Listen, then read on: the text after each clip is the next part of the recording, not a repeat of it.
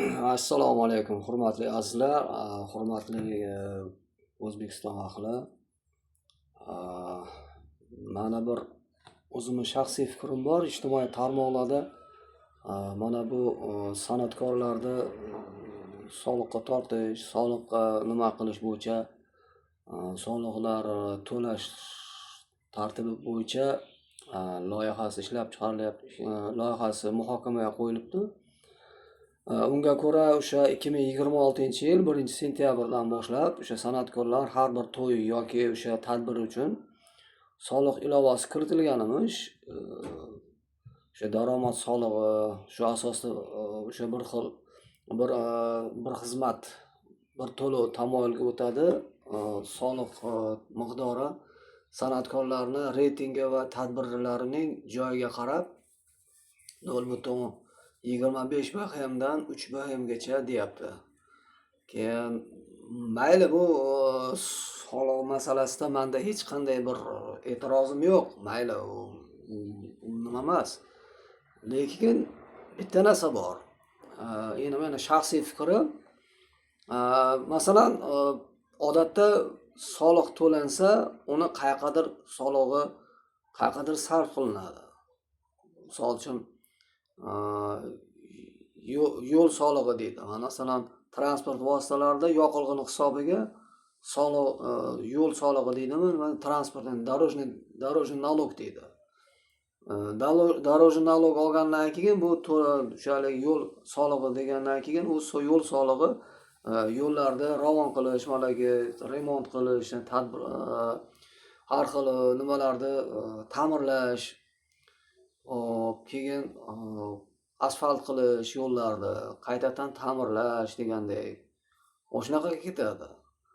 Masalan, uying hovlingiz bo'lsa, yer solig'i to'laysiz. Bu yer solig'i odatda yer solig'i to'lagandan keyin o'sha mahallalarni obodonlashtirish va hokazo ketadi. Mana mulk solig'i, bu degan soliqlar yana bor. Bu nafaqaga ketadi. Kelajakda o'sha qaraganda o'sha nafaqa olish uchun, boshqa qilish uchun ketadi. Lekin san'atkorlardan olayotgan bir solig'i, bir hisobini oladigan bo'lsak, bu soliqlar qayerga ketadi? Qayerga sarf qilinadi? Shunisi muhimda. Masalan, san'atkorlar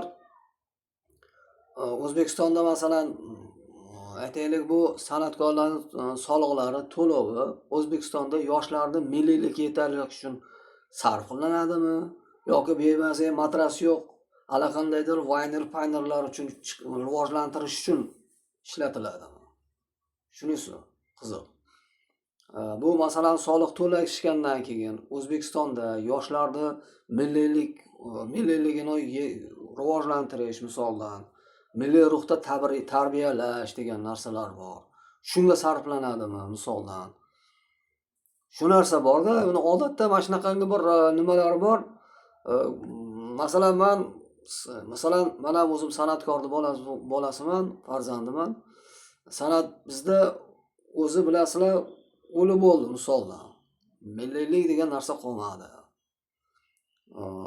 Yoshlarda nimasi milliylikka bo'lgan nimasi qolmadi-da, to'g'risiga. Hali mumtoz navolar, misolda musiqa, masalan, boshqa degan narsani umuman unutib tashlashgan. Hozir to'g'risi gap, ilgari yoshlar bilan hozirgi yoshlarning yer bilan osmonchalik farqi bor-da. Shunisi buni hozir meni qiziqtiryapti hozir. Men o'ylayapman, men uni ko'pchilik ko'rdim, mana ijtimoiy tarmoqlarda mana Samandar Hamroqulov, keyin boshqa san'atkorlar chiqdi, boshqa qildi. Endi u mayli, u ko'pchilik uni nimaga qolib ketdi-da, endi kulguga qolib ketishdi. Mayli, kimlardir teskari reaksiya berdi.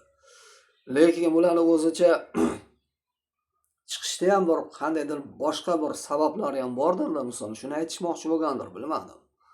Lekin qonun hammaga barobar. Hali bu qonun hali kuchga kirmagan. Lekin hozir ijtimoiy tarmoqlarda shu narsani muhokamaga qo'yishdi, ijtimoiy nimaga muhokamaga qo'yildi. Lekin mana san'atkorlarda ko'pchilik norozilik bo'lib qoldi. Buni tushunmaganligidan bu. O'sha san'atkorlarda tushunmaganligidan. Lekin tarozining ikkinchi pallasini oladigan bo'lsam, mana yuqoridagi gap. bu to'langan soliqlar qayerga sarajat qilinadi, qayerga ketadi? Shunisi muhim akalar. Shuni men tushunolmay qolyapman. Balki mana ko'pchilik mana hozir to'rs gap shu gapimdan keyin odamlar ijtimoiy tarmoqlarga chiqishga ham hozir yuragli bo'lib qoldi-da. Kimdir kuladi ustimdan. Misolan, kimdir menga nisbatan negativ fikr bildiradi.